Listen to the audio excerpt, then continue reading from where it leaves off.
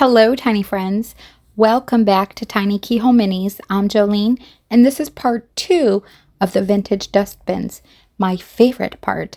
I get to customize these bins today. If you haven't seen how I made these bins, you can click the link to part 1 in the description box below if you would like to see how I made them. I'm going to start off with a paper bag, and I'm using this brown tissue paper. It was supposed to be a totally different kind of paper. It was supposed to be cicada wing paper, and I thought that would be really neat to have, but it turned out to be just regular tissue paper. So I'm going to double it up. It's pretty thin, and it's also really finicky to work with because it's so thin. But I'm going to add a little bit of glue right on the edge, and I'm just using tacky glue for this. This is a pretty simple way of how to make a paper bag. You can use brown craft paper, you can use a paper bag paper, or you can use any other kind of paper you'd like to make any other kind of bag. I'm also going to put a strip on the bottom and just kind of glue these two pieces together. I chose to use this specific paper today for this paper bag. For one, because it's super thin, so it's going to be very flexible and easy for me to get inside these little bins, which have small spaces, and because I really like the color, so I thought it would be perfect. I'm just folding the bottom, and I'm folding it probably about 1/2 of an inch upward, and then I'm making a small seam on one end. I'll be gluing this seam to the other side to complete the bag and close it up. Now I'm just going to make another fold, kind of like an accordion or a fan, and this will be one side of the bag. I'm going to take it and fold it to the size that I would like, and this looks pretty good. I'm just eyeballing it, and then I'm going to leave about 1/2 of an inch extra and cut the rest off. I'm going to take the bag and line it up to the edge to make it nice and even. So I'm going to fold it this way, touching my edges, and then just take this side and kind of crease it inward and make a fold. And there it is. That's my paper bag. Now all I have to do is the bottom and then glue the side together. So I'm going to open it up and I'll be able to see the creases that I made. I'm going to make 2 little snips right along the seams on each side, and I'm only going up to the folded seam for the bottom piece, and then 2 little angle snips, kind of like a little triangle. I'm going to do it on this side as well. These are my side pieces. And then on the end corners, I'm just going to snip these tabs right off because I won't be needing those. It's actually just extra paper that just gets in the way. So you'll want to snip those off as well. I'm going to do it on this side. And now I can go ahead and glue my 2 bottom pieces together. This paper is so thin, it's kind of a little hard to work with. If you're using a regular paper, it's going to work out really well. But because this is so flexible, it's, a little different. So I'm just going to glue these pieces together. And then put a little glue on this little triangle piece and fold that down.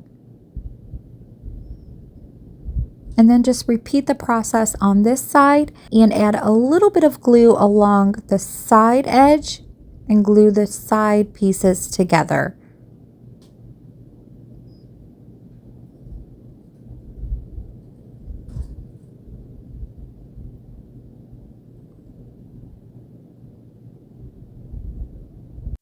I'm just going to fold down that second flap, and there's my paper bag. It's all completed. I'll need to trim it down a little later. This is the smaller trash bin, and I'm still working on it, so I won't be able to complete it today, but I do have a great idea for the design, and I know exactly what I want to do with it. I've switched out the hinges, and I am still kind of working with the mechanism. I plan on using some nail decals for one of the trash bins, so I'm just playing around to see what I want to use. And then for the other, I have some of these scrap lace pieces.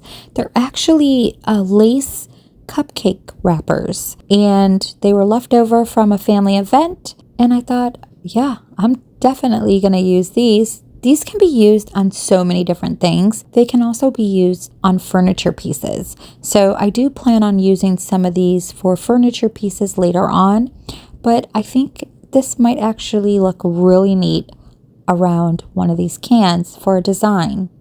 So I have some scrap pieces and I've already cut the opening to go around the petal, and then I'm just going to wrap it around to the back. Now it doesn't fully close in the back. I will need to add an additional piece, but they blend in so well that it's not going to be a problem at all. And then anything hanging over the top will be trimmed off. I'm only going down to the bottom trim. I'm not going all the way down to the bottom of the can. Normally I don't use Mod Podge, but for something like this, for decoupaging or something, I will use the Mod Podge.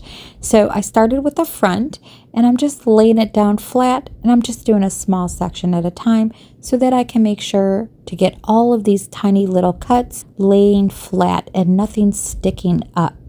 Because of these little intricate cuts, you may see a piece popping up here and there, so you want to make sure to thoroughly go around it and lay everything down.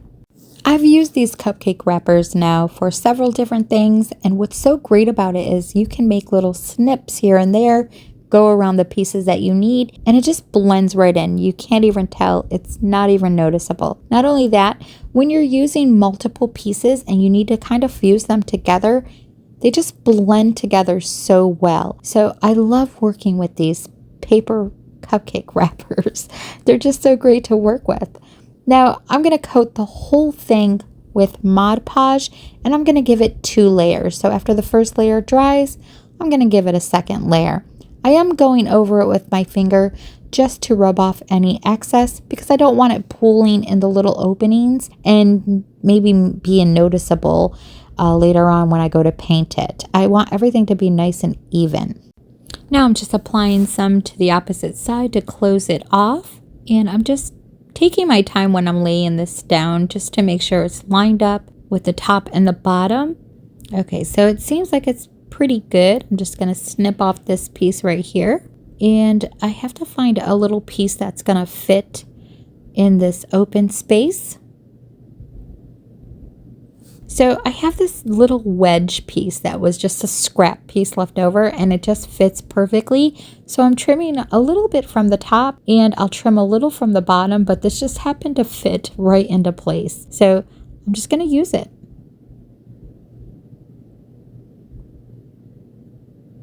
You want to know what's so cool about using this paper lace? It doesn't even have to line up or match with the previous pattern. It just blends in so well that it's not even noticeable. It's really great to work with, and I cannot wait to use this on a furniture piece. I'm so excited about this stuff.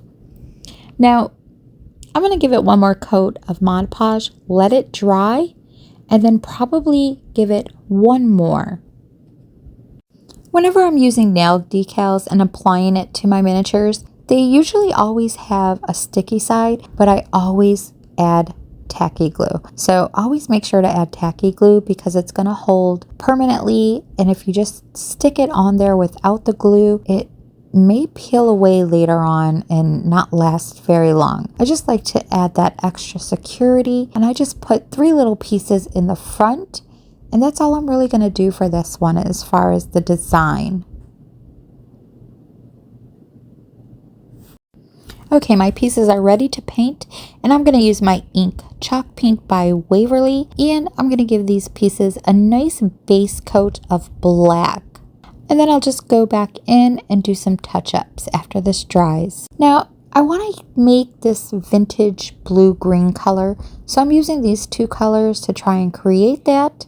And I made it a little more green than I would like, so I'm taking a little bit of the mixture and adding it to some more of the blue. And I kind of like the way that looks, so I'm going to go with it. I'm going to use this Dollar Tree sponge dauber and just stamp the color on. This is going to leave texture behind, making it look like metal. And you're going to see that design begin to pop right out. And all the black is going to be soaked into all the little crevices, making it look a lot older.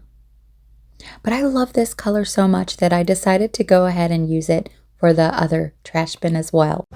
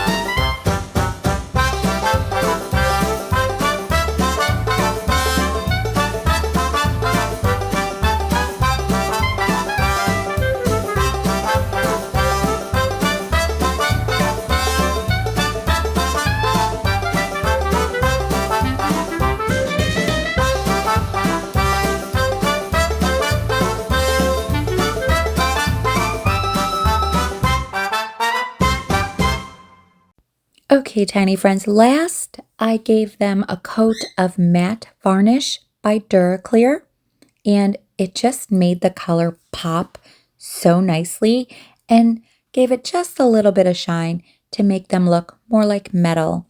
So I'm giving them a good test run to make sure they still work properly and the paint didn't interfere with all that.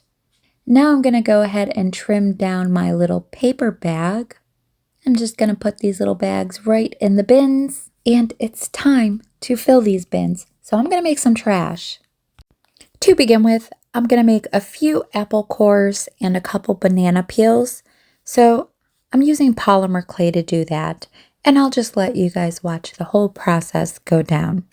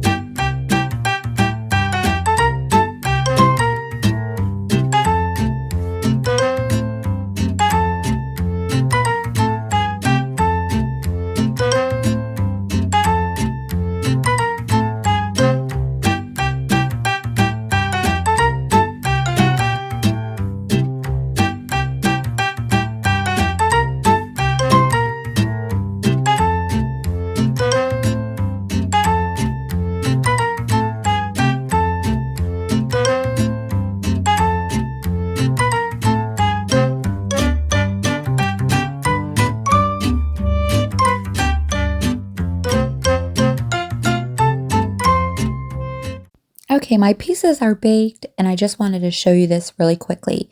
I over-baked them intentionally because it makes them look more wilted and it gives them a little more browning, and that's going to add to the aesthetics that I'm going for.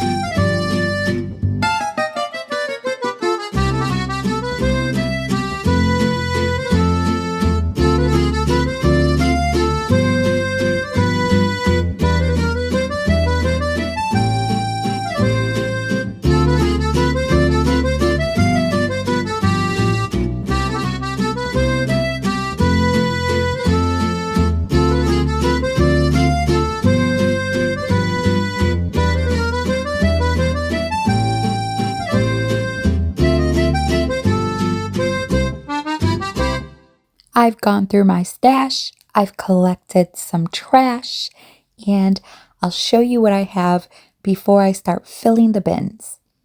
So I salvaged this candy wrapper from one of my grandson's pieces of candy, and it says Kool-Aid all over it, and I just could not wait to finally be able to use this. So I made some Kool-Aid packages. And then I have some old vintage magazine ads, and these came from food magazines. I have an empty box of starch. I have some old rags and some cans, and a couple of them came from pencils.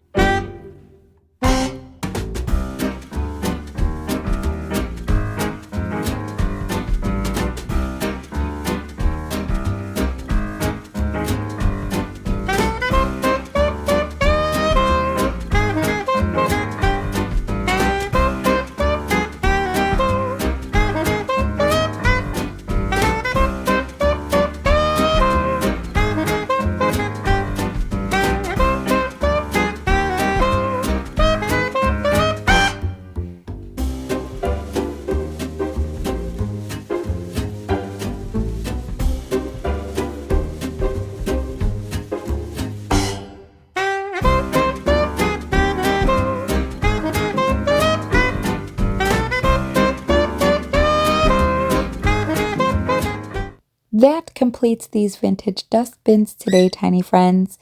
And it looks like somebody needs to take out the trash before the flies come. I love how they came out. This one will be available in my Etsy shop. The bags are removable and the cans are fully functional. This one will be in the Josephine house in the kitchen. I hope you enjoyed this video today, tiny friends, and if you have, please give it a thumbs up and let me know what you thought in the comments below. I absolutely love how these came out, and I hope you do too. As always, I'd like to thank everybody for subscribing to my channel and to welcome all my new subscribers. Thank you all so much for your support. If you're new today and like to see more of my miniature makes, please subscribe and don't forget to hit that top bell notification button to be notified every time I upload a new project so you don't miss out. Until next time, tiny friends, I hope you all have a lovely day, and I will see you all on the mini side. Bye-bye.